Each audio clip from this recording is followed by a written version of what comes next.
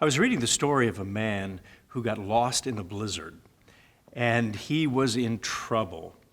And as it got colder and colder, he was trying to figure out how to stay warm. And this article was kind of interesting in pointing out what happens when you are stranded in a blizzard and you're trapped. And this man was literally beginning to freeze to death. Now, you would think when that happens, you would be cold. But in fact, this article went to point out that when you begin to freeze to death, you actually feel warm all over, and you lose that sensation of being cold.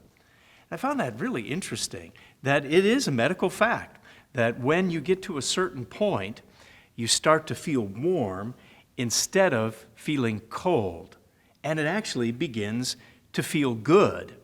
And so what the medical journals say is that you actually begin to fall asleep, and you can't wake up because it feels good. It feels too good when you're freezing to death. Isn't that an oddity? But that's really the medical facts. I got to thinking about that a little bit. You know, we are in this blizzard of a world, and if we're not careful, we can begin to freeze to death and not even notice it because it can feel good according to this world's standards. But you know, God tells us, watch out.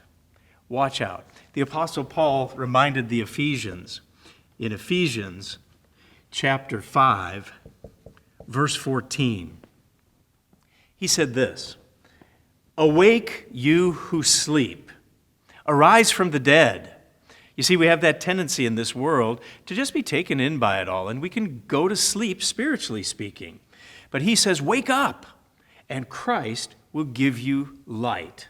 See, then you walk circumspectly, not as fools, but wise, redeeming the time, because the days are evil.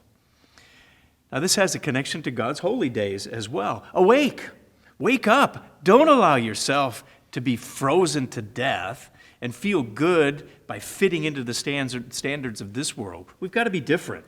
And so he says, wake up, rise from the dead, turn to Christ, and look how you live. Watch how you live. So he says, walk circumspectly.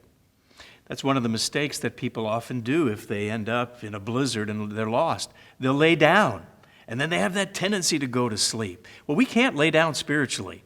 We have to keep active and keep doing and keep growing more and more Christ-like in our behavior and in our character. And so when you think of these types of things, wake up and keep walking that Christian walk.